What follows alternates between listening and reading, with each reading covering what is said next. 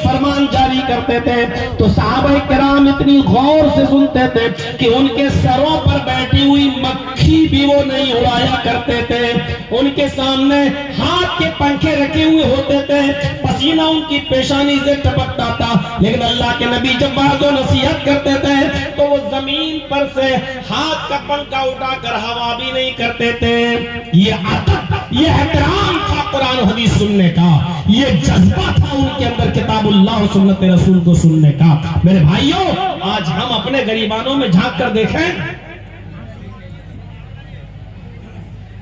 16 साल 17 साल की उम्र में मैंने तकरीर की थी मऊनाथ भंजन की सरजमीन पर जब मैं पढ़ता था,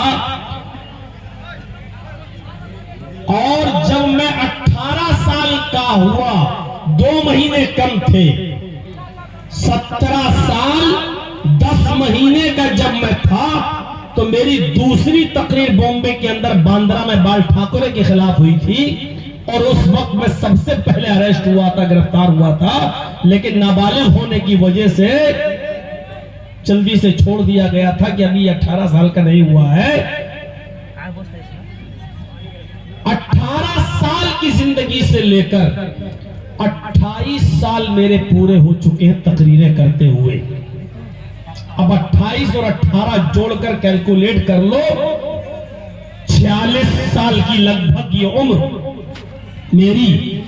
18 साल की के जमाने से तकरीर करते करते 28 साल हो गए, लेकिन मैं आपको बताऊं 28 साल पहले भी आप जिस तरीके से बेअदबी और बेहूदगी के साथ ये जलसा सुनते थे, आज भी 28 साल के बाद आपके अंदर कोई फर्क नहीं पड़ा, कोई तहजीब नहीं आई, कोई इल्म में इजाफा नहीं हुआ। आप जहां 28 साल पहले थे, 28 साल के बाद भी आप वहीं खड़े हुए नजर आते। ये कहना पड़ रहा है मुझे अफसोस के साथ, ये कहना पड़ रहा है मुझे। 28 साल के पहले भी जहेज चलता था, 28 साल के बाद भी जहेज का लेन देन खत्म नहीं हुआ। 28 साल पहले भी खुराफातों में हम पड़े थे, 28 साल के बाद भी खुराफातों में हम भरे पड़े। 28 साल पहले भी जो जहालत हमारे अंदर थी, 28 साल के बाद भी वो जहालत, मैं आज आपसे कहता हूं कि मुझे हिसाब दो इस 28 साल की जिंदगी का। तकरीबन 20 साल तो मुझे बिहार में आते हुए हो गई, मुझे 20 साल का हिसाब दो। इस 20 साल में आपने कितना पाया और कितना खोया, आपके अंदर चेंजिंग कितनी आई, आपके अंदर सुधार कितना आया, आपके अंदर क्या चीज तब्दील हुई, हिसाब दो।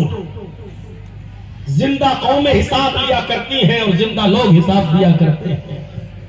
हिसाब देने में आपको शर्मिंदगी नहीं होनी चाहिए।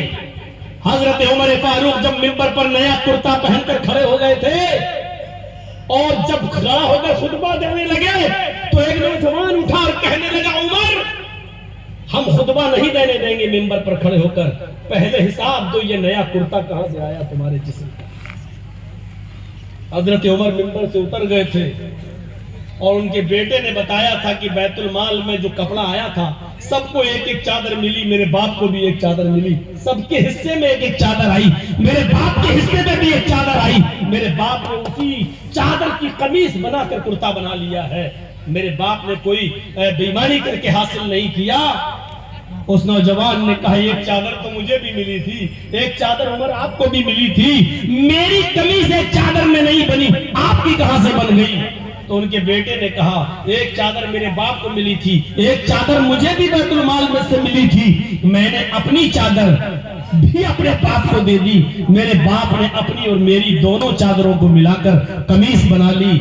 उस नौजवान ने कहा, ठीक है अब मैं मुतमईन हो गया हूँ, यानी आपने कोई बेईमानी नहीं की है, आपके बेटे ने भी आपको चादर दे दी है। कोई भी अपना हक तो दे ही सकता है, अगर आपके बेटे ने चादर दे दी, अपनी और बेटे दोनों की चादर मिलाकर कमीज बना ली तो कोई बात नहीं, अब आप खुतबा दीजिए। मेरे भाइयों